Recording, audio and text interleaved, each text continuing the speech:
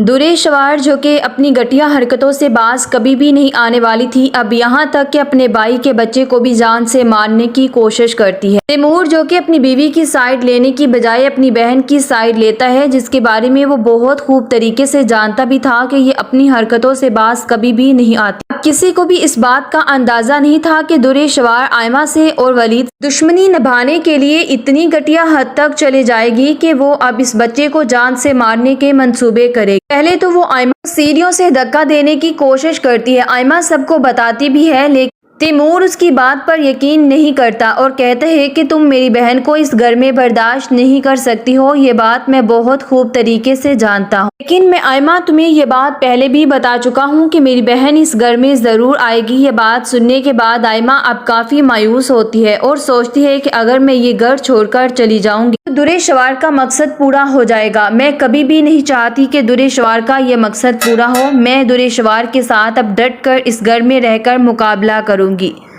इसलिए यहाँ पर अब वो बहुत ही ज़्यादा घटिया खेल खेलती है कि अब सोचती है कि आयमा तुम्हें तो इस घर से निकालने के लिए मुझे कुछ भी करना पड़ेगा। लेकिन उससे पहले ही आयमा कहती है कि देखो तैमूर, मैं चाहती हूँ कि अगर तुम ठीक है चाहते हो कि तुम्हारी बहन इस घर में आए और तुम्हें लगता है कि मैं उसे जानबूझकर ये सब कुछ कर रही हूँ, उसे इस घर से बाहर निकालना चाहती हूँ, तो फिर एक काम करते हैं कि हम किसी अलग घर में शिफ्ट हो जाते हैं जो मेरे भाई ने मुझे दिया है। तुम्हें इसमें प्रॉब्लम ही क्या है? मुझे नहीं लगता कि इसमें कोई भी प्रॉब्लम होगी। यहाँ पर वो उसे राज़ी किसी न किसी तरीके से कर लेती है, लेकिन इस बात का तो अंदाज़ा उसे बिल्कुल भी नहीं था कि आखिर अब दुरेशवार क्या खेल खेलेगी। यहाँ पर जैसे ही इस बात का पता दुरेशवार को चलता है कि अब उसका भाई भी राज़ी हो चुका है इसके साथ घर जाने के लिए, तो वो ये बात सुनकर काफ़ी ज़्यादा गुस्से में आ जाती है और सोचती है कि अगर वाकई ही शहीर चला गया तो मैं अपने मकसद में कैसे कामयाब हो सकूंगी। मैं तो अपने मकसद में कामयाब ही नहीं हो पाऊंगी। इसलिए बेहतर ये है कि जो इन दोनों के दरमियान ताल्लुक़ है मैं उस ताल्लुक़ को ही ख़त्म कर दूं और इन दोनों के दरमियान गलतफहमियां पैदा कर दूं। दुरेशवार अब मेडिसिन लेकर आती है और आयमा के दूध में मिक्स करके उसे दे देती है, क्योंकि देखती है कि जैसे ही दुरेशवार की माँ आयमा के लिए दूध मिक्स करके लेकर जा रही है तो अपनी माँ को जानबूझकर पानी लेने के लिए वो भेज देती है ताकि बाद में इस मौके से वो फ़ायदा उठा सके। आयमा अब जैसे ही दूध पीती है तो आयमा दर्द से तड़पना शुरू कर देती है। ये सब तो देखने के लिए बेताब हो रही थी। दुरेशवार अब जैसे ही देखती है तो देखकर वो बहुत खुश भी होती है और कहती है कि मैं जानती थी ये बात बहुत अच्छे तरीके से कि बहुत जल्द तुम इस दर्द से गुजरोगी और इस कर्ब से तुम्हारे भाई को गुजरता देखकर जो मेरे दिल को सुकून मिलेगा वो तुम सोच भी नहीं सकती हो। यहाँ पर आयमा को जैसे ही तैमूर हॉस्पिटल लेकर जाता है तो तैमूर को डॉक्टर से एक बहुत बुरी खबर सुनने को मिलती है, जहाँ पर डॉक्टर बताता है और कहता है कि आपका बच्चा इस दुनिया में अब नहीं रहा, आपका बच्चा मर गया है। पता नहीं इन्हें ऐसी कौन सी मेडिसिन दी गई है। ये बात सुनकर तैमूर अब काफ़ी हैरान भी होता है और सोचता है कि ऐसा कैसे हो सकता है, कौन मेडिसिन दे सकता है, कोई भी तो नहीं। मैं ये बात बहुत अच्छे तरीके से जानता हूँ। तभी वो डॉक्टर से कहता है कि यकीनन आपको कोई मिसअंडरस्टैंडिंग हुई है, ऐसी तो कोई बात भी नहीं है। लेकिन डॉक्टर बार बार यही बात करता है और कहता है कि हम आपके साथ किसी भी तरह का कोई झूठ तो बोल नहीं रहे, आपको जो कुछ भी कह रहे हैं बिल्कुल ठीक कह रहे हैं। यहाँ पर अब वो काफ़ी परेशान है और घर जाता है। जाकर कहता है कि आखिर दूध किसने दिया था आयमा को। उसकी माँ बताती है और कहती है कि बेटा दूध तो मैंने ही दिया था, लेकिन मैं नहीं जानती कि आखिर उसमें ऐसा क्या था। मैंने तो ऐसा कुछ भी दूध में मिक्स नहीं किया था। लेकिन तैमूर वापस जैसे ही जाने लगता है तो दरवाजे के पास पड़ी बास्केट को देखकर वो हैरान हो जाता है। उसमें एक बॉक्स देखकर कहता है कि आखिर ये किस चीज़ की मेडिसिन है। फातिमा जैसे ही देखती है तो कहती है कि मैंने तो ये मेडिसिन यूज़ नहीं की और मुझे ये मेडिसिन यूज़ करने का क्या तुक बनता है बेटा, मैं तुम्हारी खुशी से खुश थी।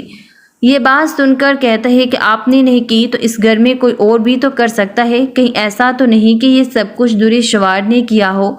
ये बात सुनकर कहती है कि बिल्कुल तुम ठीक कह रहे हो, وہ ایسی حرکت کر سکتی ہے اگر ہم اس سے بات کریں تو۔ یہاں پر اب جیسے ہی فاطمہ آتی ہے یہاں پر اب بیچتا ہے اور کہتے ہیں کہ آپ جائیے اور جا کر خود اس سے بات کیجئے اور پوچھئے اس سے کیا اس نے یہ گھٹیا حرکت تو نہیں کی۔ یہاں پر اب جیسے ہی پوچھتا ہے تو یہاں پر اب فاطمہ کو وہ صاف صاف مکر جاتی ہے اور کہتی ہے کیا ہو گیا ہے آپ کو اماں، آپ کیسی باتیں کر رہی ہیں؟ میں اپنے بھائی کی خوشیوں کی قاتل کیسے ہو سکتی ہوں، آپ خود ہی مجھے بتا دیں۔ یہ بات سن کر فاطمہ اب کہتی ہے کہ میں نہیں جانتی کہ تم اپنے ہی بھائی کی خوشیوں کی قاتل کیسے بن سکتی ہو، لیکن میں اتنا ضرور جانتی ہوں کہ تم کسی بھی حد تک جا سکتی تھی آئمہ کو نیچا دکھانے کے لیے۔ ہم دونوں کے علاوہ تو اس گھر میں اور کوئی بھی نہیں رہتا، اور یہ بات تم دُرے-شوار بہت اچھے طریقے سے جانتی ہو کہ میں ایسا کرنے کے بارے میں کبھی بھی نہیں سوچ سکتی، لیکن تم اتنی گھٹیا حرکت اور گری ہوئی حرکت ضرور کر سکتی ہو۔ یہ بات سن کر تو اب اسے کافی دقت ہوتی ہے اور کہتی ہے کہ اماں آپ بھی تو میرے اوپر اتنا گھٹیا الزام لگا رہی ہیں، بہو اور بیٹے کو تو موقع ضرور ملے گا یہ بات کرنے کا۔ فاطمہ اسے صاف صاف کہتی ہے کہ دیکھو بیٹی ہو تم میری، اور تمہیں خوب طریقے سے جانتی بھی ہوں کہ تمہارے علاوہ کوئی اور یہ گھٹیا حرکت نہیں کر سکتا، اور تم مجھے صاف صاف بتا دو تم جانتی ہو کہ تیمور نے کہا ہے کہ وہ اس بات کی تہہ تک جائے گا۔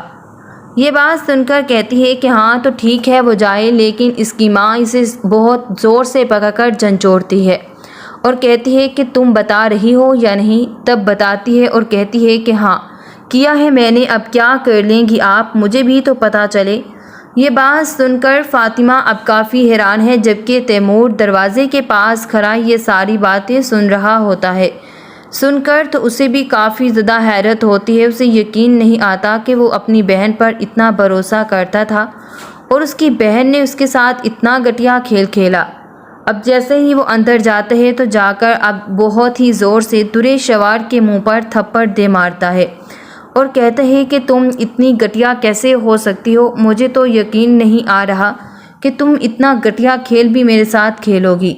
یہ بات سن کر کہتی ہے کہ ہاں جانتی ہوں میں بہت اچھے طریقے سے کہ آپ میری باتیں سن رہے تھے، تو اب میں کیا کر سکتی ہوں۔ یہاں پر وہ کافی زیادہ غصے میں بات کرتا ہے اور کہتا ہے کہ آخر تم نے اتنی گھٹیا حرکت کیوں کی؟ آخر کیا قصور تھا میرے آنے والے بچے کا؟ تمہارا کیا بیٹ تھا اس سے؟ کیا میں اس کی وجہ جان سکتا ہوں؟ یہ بات سن کر کہتی ہے کہ سچ تو یہ ہے کہ میں آپ کی بیوی کو مزید اب اس گھر میں برداشت نہیں کر سکتی ہوں، اس لیے بہتر یہ ہے کہ آپ اپنی بیوی کو اپنی زندگی سے باہر نکال دیں۔ ہاں میں نے اس کے بچے کو مارا، اور کیا ہی آپ کر سکتے ہیں؟ یہ بات سن کر وہ کافی زیادہ آپ پریشان ہیں اور کہتا ہے کہ تم ایک انتہائی گھٹیا قسم کی لڑکی ہو، میں نے کبھی سوچا بھی نہیں تھا، اور تمہیں کیا لگتا ہے کہ میں تمہیں معاف کر دوں گا اس بات کے لیے؟ کبھی بھی نہیں۔ میں تمہیں سب چیزیں معاف کر سکتا تھا، لیکن اس بات کے لیے میں تمہیں کبھی بھی معاف نہیں کر سکتا ہوں۔ یہ بات سن کر کہتی ہے تو نہ کیجیے۔